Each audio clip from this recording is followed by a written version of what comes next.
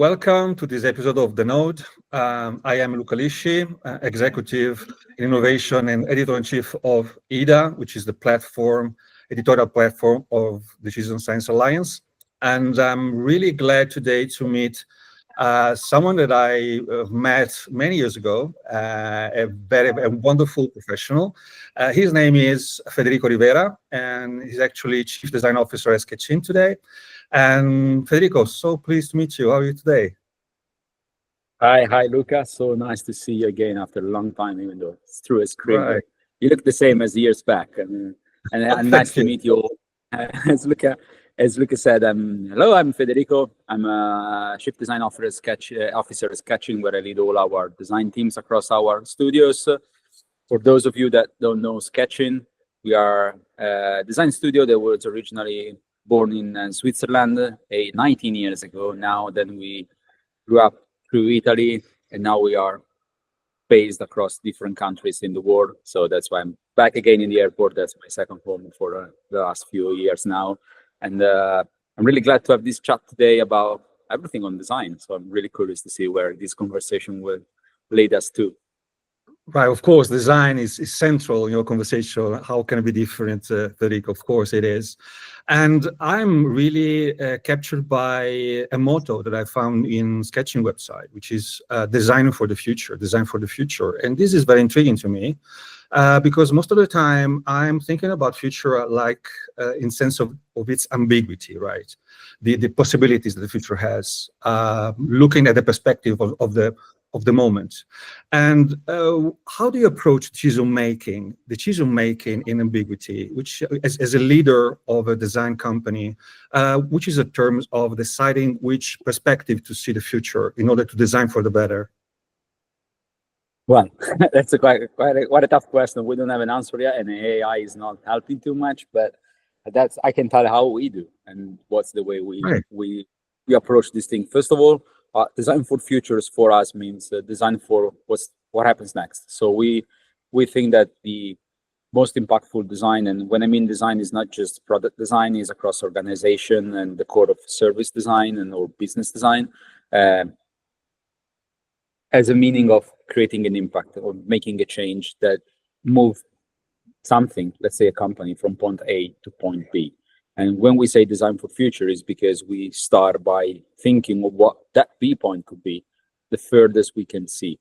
And what are the areas where we move on this ambiguity of whatever sits next? First of all, we look at what design is based on. So a lot of research and what is the trend in society? Where are people going? Where are our habits, our culture?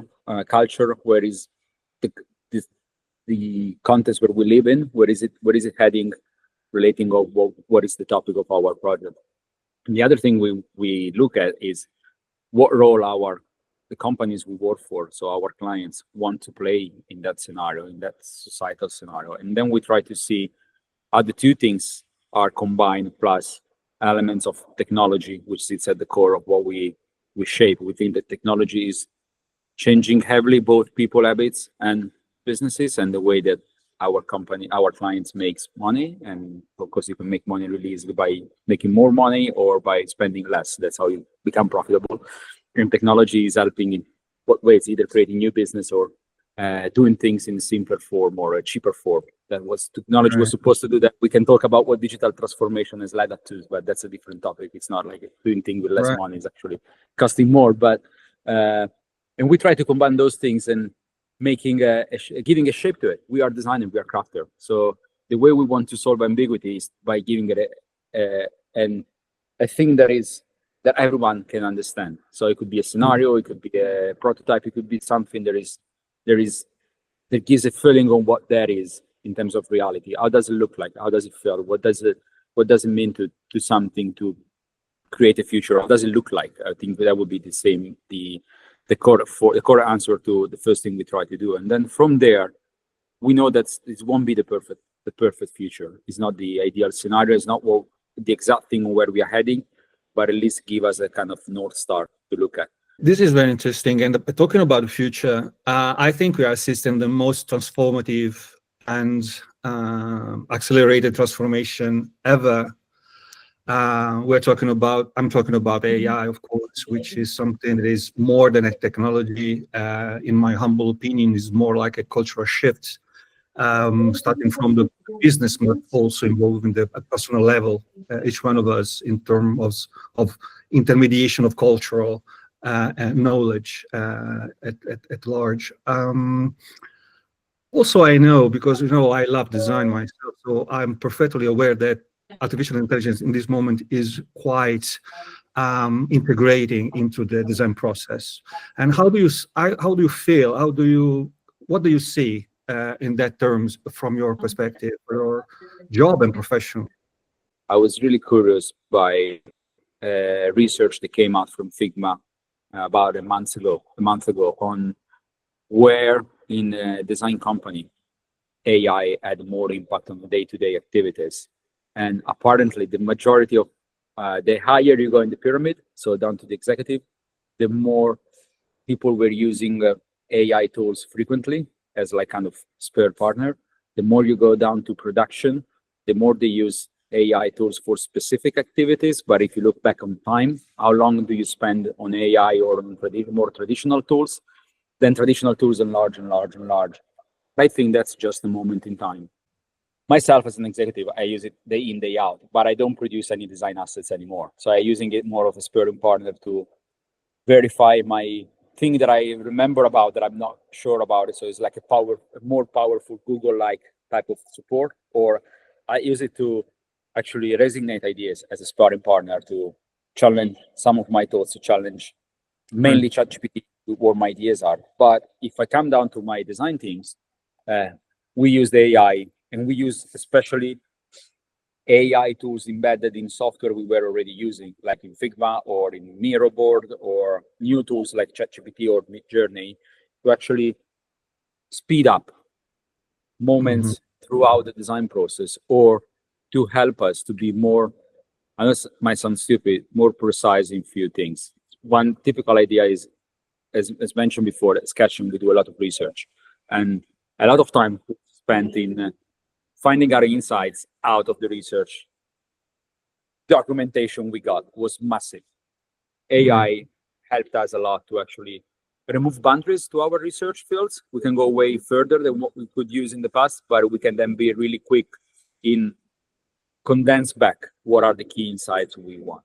Same as I was mentioning, one of our tasks is to visualizing things, and production cost in visualizing things now has been reduced massively. And every month almost, it's not that it gets cheaper because AI tools are quite expensive. So in our P&L of my design team, it's not that using AI makes things cheaper, but definitely makes things faster. So let's say we need to pitch for something and we want to create something that is visionary in terms of a video. Beforehand, we had to create a factory production team for it. Not something that a couple of designers can do really quickly. Not quickly in terms of timing, because its prompting is quite consuming, but really way easier, more, I would say, linear, with a lean approach, lighter in terms of structure that we have to put in place to get to the outcome of storytelling. So I think probably, yeah, storytelling is the things that is getting dramatically impacted on through AI on what we do from one side. And the other side is a lot of our projects then end up being digital products, and we can close more and more and more the gap between design and development through AI. I'm not saying that developers are not needed. Developers are still needed, but not to cover the full breadth of things they used to cover in the past. I see in the future developer being more of people that use the logic to see how the different bits and bobs of a software architecture needs to talk together in terms of what they have to do and where the information will sit, who's taking responsibility for what. So more of an orchestrator, because the code will be almost written by computers all the time. Even we won't be seeing the code anymore. I'm thinking like 50 years ago, if we thought about a computer, about Microsoft Word, you need to get into the code to see the word that you were typing actually appearing on your screen. It's been almost 30 years now that you just type a word and the word, hello world, it appears on screen. And that I think is what is going to happen about the specific codes of specific objects. But someone that connects the things will always be needed, and that will be a human. And I think that's the future for technology.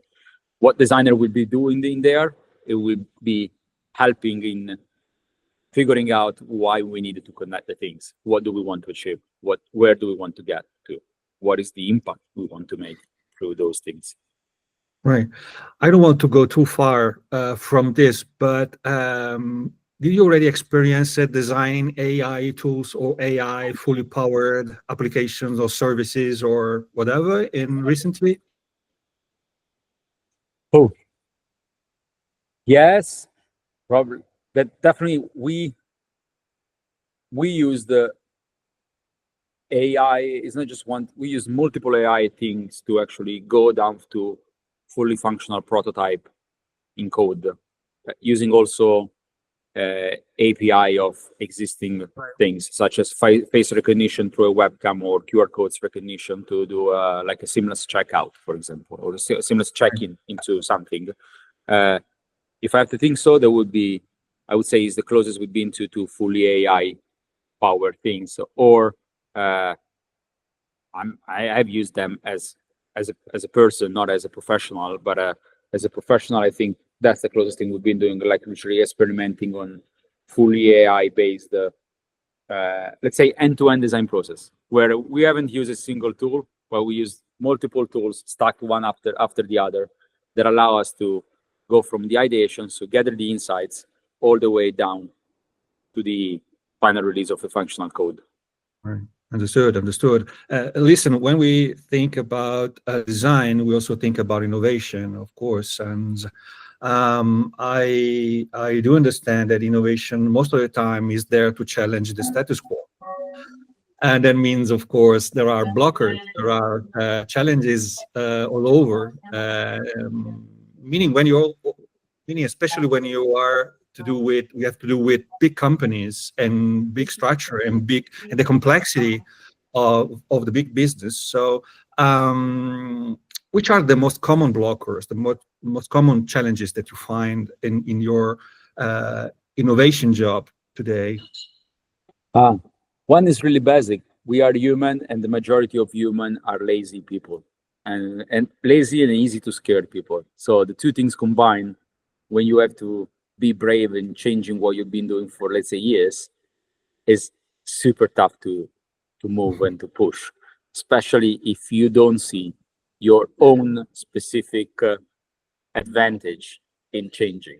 That's, I think, is the essence of one of the thing we are tough with. There is the whole technological bit about like technological stack that are blocker, because the more you work with historic companies and structured companies, and I think public sector in Italy is one of the most I think sharp example of this thing. The more you've been using technology for, the more the tougher it is to get change into you, because your technological stack somewhere will be still in a room with old style stuff that it's really that if you touch them, everything collapse. But right, how do you help lazy people to move on? To move. That's what I was getting to. So like, let's forget about technology. Let's go to lazy people. It's more than lazy. I think is scared the right thing. It's people that are scared of making a change in terms of it will get worse for them. We live in a world where we say, if you're not sustainable, everything will be bad. If you don't use technology, we'll cut jobs. We have economic deficit, default, etc. Politics are not supporting working economy, blah, blah, blah. So we are in a society that is mainly scared of change, of everything that comes new, almost is having a bad impact on people. And so I think the first thing that we do is to showing them the trajectory where we are heading and making them reassured that there is an ultimate good things to look at. And the second thing, which is more down to, I think, as seen as also advisors and human as well, to help our clients and see what is their role in the new thing we are trying to shape. So you have to move, you have to make a move, because if you make a move, that's in a step where you will be sitting. The next chair you will be sitting, or the type of work you will be doing, on the type of thing you will be experiencing. And I think in there, as designers especially, but I think all as consultants, sometimes we lack of empathy with our clients. So we don't really know, we don't really understand, we don't really get into what our clients' ambitions are. Sometimes they don't want to be promoted. I'm always saying like a stupid thing, and looking at my life today, I always say, hey, most of the people say, I really want to work in a global company. I really want to be global. But do you know what really means being global? Like, you really end up living in airports and saying bye to your family and be away for weeks. We are not sure that everyone wants to have that life. So don't be reassured that going to a client, let's say, hey, with this project, you will have a global role, we make him happy. It could make him scared. It could make him, you know what, I won't be fitting for that role anymore. So it's like, we need to listen to them and be their partner and help. It doesn't mean that we have to put our clients in single intention first, but at least be aware of it. And when I do onboarding of young designers to my company, I did it this morning. It was like, at uni, you spend a lot of time in looking at how tough and what is the right process to get the best product out of a design process. When you come to design work, I'm not saying that's the easiest thing to do, but that's a partial thing of what you do. It's not because you won't be doing that, because you will be spending a lot of time in understanding all the elements that create the rationale behind what you're building. And there will be way more than just people behavior, data, technology, and trends. There will be human, there will be companies, there will be political things, there will be a lot of stuff that will move on. And I think as designer, as we are a curious beast, that's a great thing. That's why I love being a consultant, because that changes all the time. Even though you do an home banking, it's the same time you design an home banking, is always a different story, because it's a different company you design a home banking for. Absolutely understood. And what a stoic point of view you have about checking reality with your clients every day. So it's a very good point. Very good point. I also know that things are changing very fast. Not only in terms of the role of your profession, but most of the time in the things that are there to challenge you, right? So being a consultant, be globalist, somehow involves in meeting a very fast-paced environment, I guess, very different day to day, from day to day. And how can you win this challenge? And most of the time I'm thinking about experimenting. Most of the time I'm thinking about continuous learning, but how these two things are changing, are always the same, or they're going to change in your profession? They will change all the time. At Sketchin, we've been understanding. We didn't look at this thing that I'm going to say in that way, but we realized it a few years back, is that what Sketchin has been differentiating in the market compared to others is that we've been always solving through design challenges that at that time were not solved through design. So we're about like a couple of years ahead of what main design topics will be. So when Luca Mascaro started Sketchin back in 2006, he came back from Stanford University and started to apply strict UX process, user-centered design process, to digital websites. If we look at the way of where UX design studios came out in Southern Europe, that was about a couple of years later, like 2008 to 2010. That's when we started to work together, actually. Right. A lot of people are 40. Even if I look like a kid, I'm 41. So I've been knowing Luca for a while now. But then there was the whole customer journey wave, when Sketchin started to work around the customer journey and digital transformation program through design, through service design, about, again, 2 to 4 years before everything started. And that's our real challenge. As our position is that one. We can't look at what our competitors are doing, because the market is changing so fast nowadays. What we're trying to do is look at the challenges our clients have and see what they can be solved through design. What can we do as designers to help them in solving their issues?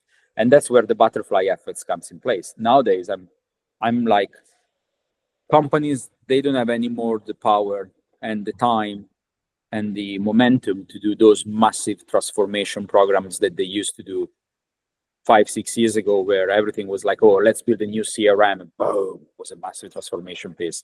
Let's create a digital function within the company. So there were long-term programs with a lot of money, a lot of people involved. Now they're looking to see what are those things that we need to do to create growth, to be more profitable in what we do? Is it either a new product that we want to launch really quickly? Is a new market we need to go to? Is a new marketing that we need to apply to the same products we currently have? Is we have to change our operation, be empowered by technology? Whatever there is always a title that is too big to be solved in the time they have. So a lot of the things now that I'm figuring out we are great at doing is by projecting the company into the future, is then to look at what are those butterfly effects that we need to initiate within the company to make those changes happen. And that's why I need my clients to be really allies, because usually my clients are tiny little team within massive companies that they have to be really brave and really like sometimes making not tough decision, but do more than what they were supposed to do within their own company. So you see marketing people that are going into technology and developing things, and even though there is an IT or IT people that are saying, you know what, yeah, that's our core stack, but don't look at it, otherwise we won't make it in time.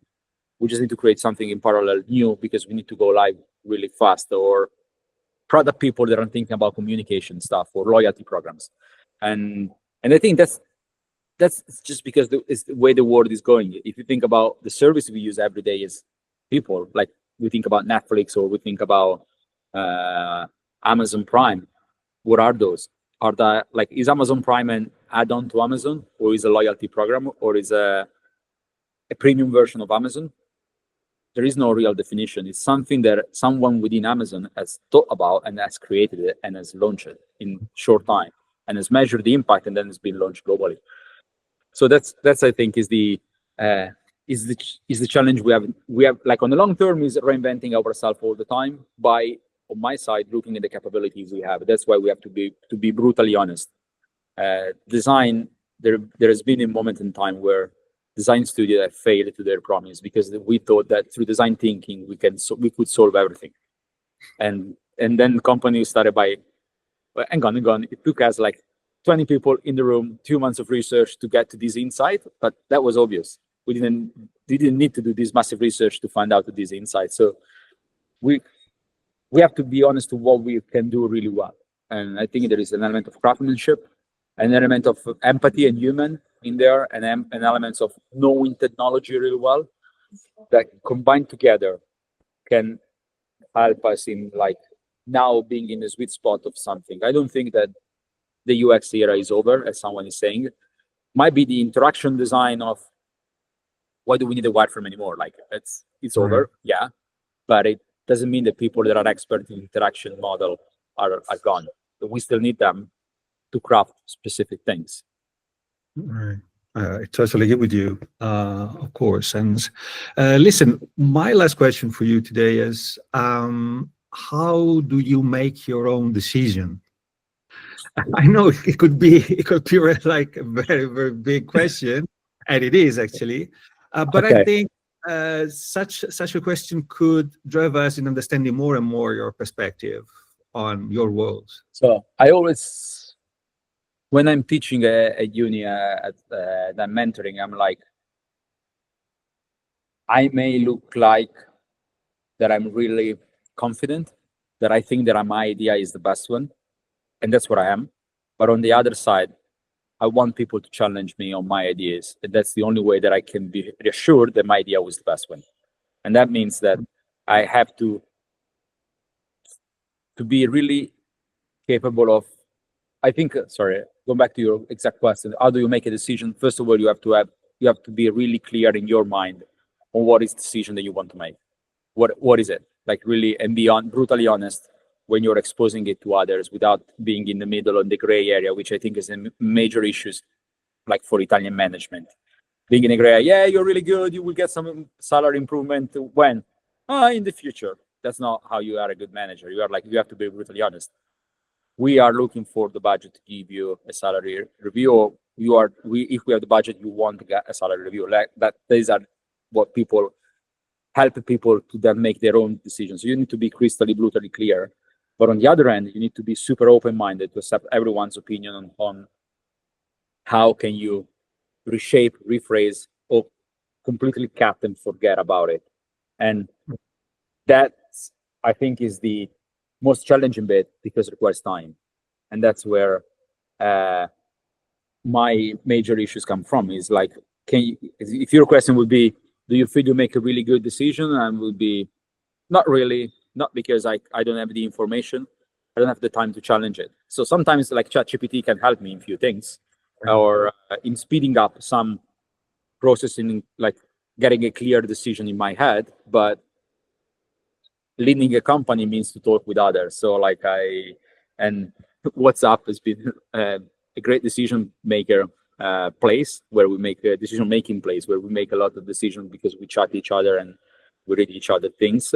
Or was that what I usually do is to find quiet moments for myself to make it really crystal clear. But I would say, let's be super confident on one end, but let's be super open-minded and be challenged on the other, are the two extreme points that you need to have to make your decision, especially in design that is not maths. It's not like 2 + 2 = 4. In design, 2 + 2 = whatever. And that's where it's the beauty of our job, I think. Yeah, you express it perfectly, may I say. So thank you, Federico, for your time. It was such a wonderful conversation. Hope to meet you right away very soon. And thank you for your time, really. Thank you. I really appreciate it. Sorry for the technical issues. Like Wi-Fi connection in airport is not always great, but hopefully you from home, you won't see it. So that was great. No problem. No problem. Thank you. Thank you. Bye. Thank you very much. Have a good day. Bye-bye. Thank you.